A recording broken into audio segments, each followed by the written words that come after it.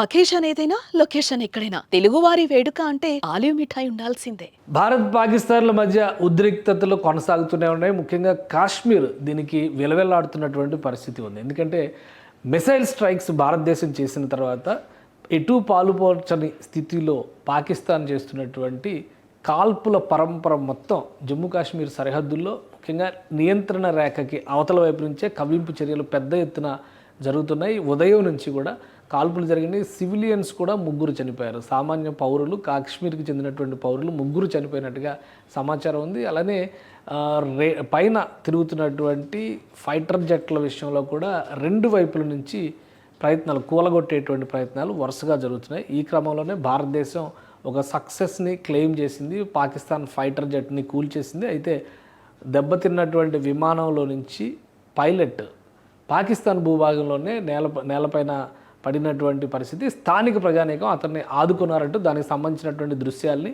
భారతదేశం రిలీజ్ చేసింది. దీనికి కూడా ఒక కారణం ఉంది. ఎందుకంటే ఉదయం స్ట్రైక్స్ జరిగిన తర్వాత నుంచి కంటిన్యూస్గా 2 రాఫెల్ విమానాలని కూల్చేసామనేటువంటి ప్రచారం సోషల్ మీడియాలో పాకిస్తాన్ పెద్ద ఎత్తున చేస్తుంది.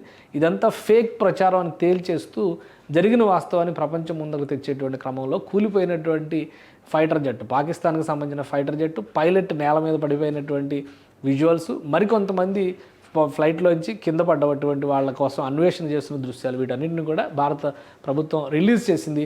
ప్రస్తుత పరిస్థితి ఎలా ఉంది, సరిహద్దుల్లో ముఖ్యంగా రాజుకుంటున్నటువంటి చిచ్చు రేపు ఎటువైపు దారి తీయొచ్చు, ఒకసారి మనం విశ్లేషించేటువంటి ప్రయత్నం చేద్దాం. ఇది జమ్మూ కాశ్మీర్ పరిధి. ఎందుకంటే కాశ్మీర్ మ్యాప్ను మనం ఇలా స్పెషల్గా చూడాల్సిన పరిస్థితి అయితే ఖచ్చితంగా ఉంది. ఇటువైపు ఇదంతా కూడా భారత భూభాగం అయితే, ఇటు పాకిస్తాను, ఇది ఆక్యుపైడ్ కాశ్మీర్ ఉంది. ఈ సరిహద్దు ప్రాంతాలే ఇది ఉగ్రవాదుల స్వర్గధామంగా చెప్పేటువంటి ప్రాంతం. ఈ ప్రాంతం అంతా కూడా ఆజాద్ కాశ్మీర్ అని చెప్పినట్టుంది. ఇక్కడే 6 చోట్ల స్ట్రైక్స్ జరిగినాయి.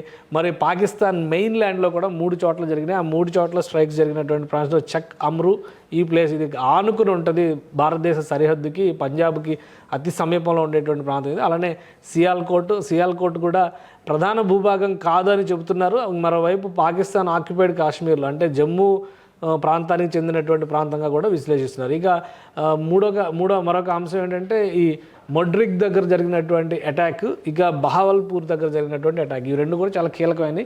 ఈ నేపథ్యంలోనే ఎల్ఓసి అంతటా కూడా హై అలర్ట్లో ఉంది. ఫైరింగ్ పెద్ద ఎత్తున జరుగుతున్నటువంటి సమాచారం ఉంది. ఇక రాత్రి అంతా కూడా ఇక్కడ పోటీగా తుపాకీ శబ్దాలు వినబడేటువంటి ఛాన్సెస్ కనిపిస్తున్నాయి. ప్రస్తుతం ఇది ఓవరాల్గా జమ్మూ కాశ్మీర్ మ్యాప్ని మనం ఒకసారి విశ్లేషించి చూస్తే, జమ్మూ కాశ్మీర్లో జమ్మూ అనేటువంటి ప్రాంతం, కాశ్మీర్ అనేటువంటి ప్రాంతం 2 ప్రదేశాలు ఉండేటువంటి సమాహారం ఇది. అయితే జమ్మూకి సంబంధించినటువంటి కొన్ని ప్రదేశాలని ఇక్కడ ఆక్యుపై చేశారు. సరిహద్దుల్లో ఉన్నటువంటి ప్రాంతం కాబట్టి ఇది ఈ ఆక్యుపై చేసినటువంటి ప్రదేశం, ఈ ప్రాంతం అంతా కూడా ఉగ్రవాదులకి చాలా స్వర్గధామంగా మారింది. సో ఇక్కడ చూస్తే పూంచ్, రాజౌరి, నౌషేరా, అఖ్నూర్ ఈ సెక్టార్లో పెద్ద ఎత్తున కాల్పుల పరంపర ఉదయం నుంచి నిర్విరామంగా కొనసాగుతుంది. మధ్యలో భోజనం చేసేటప్పుడు బ్రేక్ ఇచ్చినట్టుగా మిలిటరీ అధికారులు చెప్తున్నారు. ఆ తర్వాత మధ్యలో మిగతా అంతా కూడా కాల్పులు అడపాదడపా కాలుస్తూనే ఉన్నారు. అలానే ఈ ప్రాంతంలో కొంతమంది సివిలియన్స్ గాయపడ్డారు. అలానే ఇది అంతర్జాతీయ సరిహద్దు అవుతుంది. ఈ అంతర్జాతీయ సరిహద్దు వెంట కూడా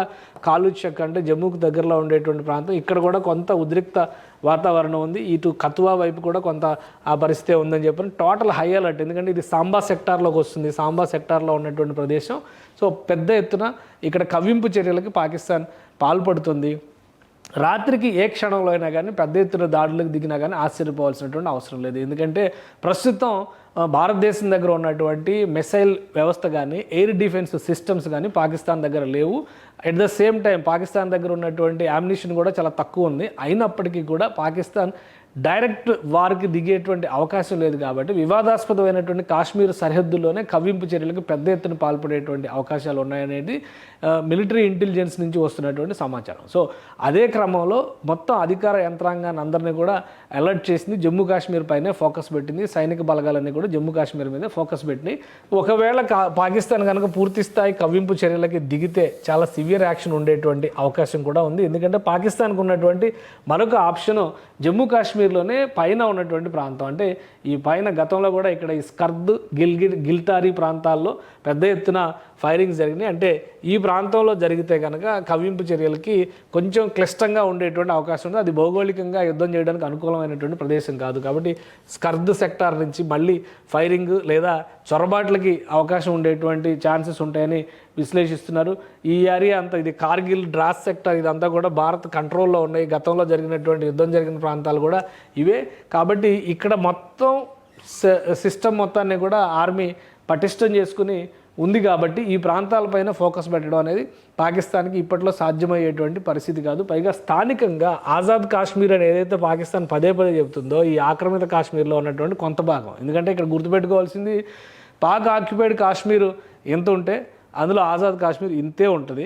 మిగిలిన ప్రాంతాలన్నీ కూడా సావరిన్ ప్రాంతాలు, అంటే అటానమస్ బాడీస్గా పనిచేస్తున్నటువంటి ప్రాంతాలు. అందుకని ఆజాద్ కాశ్మీర్ చుట్టూనే, ఆజాద్ కాశ్మీర్ అని చెబుతున్నటువంటి ప్రాంతం చుట్టూనే రాజకీయాలు పాకిస్తాన్ చేస్తూ ఉంటుంది. ఈ ముజఫరాబాద్ అడ్డాగా ఇవన్నీ కూడా జరుగుతూ ఉంటాయి. సో ఈ ప్రాంతం పైన పాకిస్తాన్ని చేయబోయేటువంటి యాక్టివిటీ పైన భారత్ మిలిటరీ కానీ ఇంటెలిజెన్స్ వర్గాలు కానీ గట్టిగా నిఘా పెట్టినట్టుగా ఒక సమాచారం ఉంది.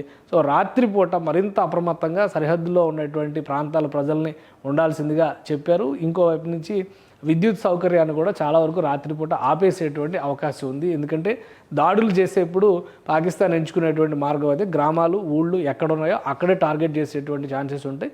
అక్కడి నుంచి షార్ట్ రేంజ్ మిసైల్స్ కూడా, ఎందుకంటే నిన్నగాక మొన్న ఫతా పేరుతో ఒకటి, అలానే అబ్దాలీ పేరుతో మరొకటి 2 మిసైల్స్ని టెస్ట్ చేసినట్టుగా పాకిస్తాన్ అనౌన్స్ చేసింది.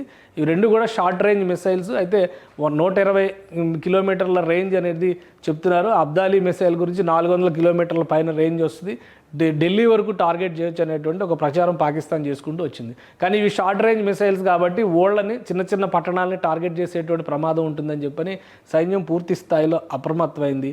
సో ఈ క్రమంలో కూలిపోయినటువంటి ఫైటర్ జెట్ల సంకేతాలు చూసిన తర్వాత రాత్రిపూట ఎయిర్ స్ట్రైక్స్కి ప్రాధాన్యం ఇచ్చినా కానీ ఆశ్చర్యపోవాల్సినటువంటి అవసరం లేదు. కాబట్టి సరిహద్దు ప్రాంతాలు పూర్తి స్థాయిలో అప్రమత్తంగా ఉండేలాగా సైన్యం, కేంద్ర ప్రభుత్వం చర్యలు తీసుకుంటుంది.